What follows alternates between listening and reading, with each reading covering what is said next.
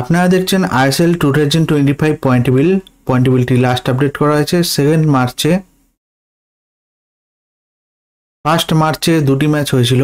প্রথম match Mumbai City versus Mohun Bagan Super জায়ান্টের মধ্যে ম্যাচটি ড্র হয়েছে এবং দ্বিতীয় match Kerala Blaster versus Jamshedpur এফসির মধ্যে হয়েছিল, সেই ম্যাচটিও ড্র হয়েছে। তাই আজকের পয়েন্টেবিলিটি ঠিক এরকম। নাম্বার 1 পজিশনে আছে মোহনবাগান সুপার জায়ান্ট 23 ম্যাচ খেলে 53 পয়েন্টে। নাম্বার 2 এ আছে এফসি গোয়া 22 ম্যাচ খেলে 45 পয়েন্টে। নাম্বার 3 তে আছে জামশেদপুর 22 ম্যাচ খেলে 38 পয়েন্টে। নাম্বার 4 এ আছে বেঙ্গালুরু 22 ম্যাচ খেলে 37 পয়েন্টে। নাম্বার 5 এ আছে মুম্বাই সিটি 22 ম্যাচ খেলে 33 পয়েন্টে। নাম্বার 6 এ আছে north east United FC 22 match খেলে 32 পয়েন্টে।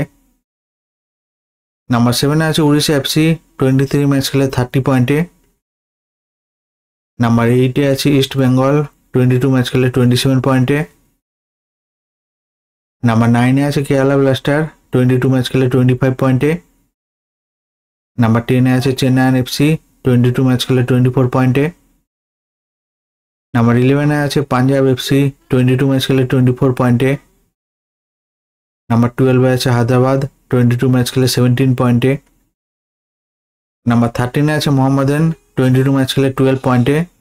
এই আইএসএল এর পয়েন্টেবিলিটি লাস্ট আপডেট করা হয়েছে 2 মার্চে। ভিডিওটি ভালো লেগে থাকলে লাইক, কমেন্ট, শেয়ার করবেন।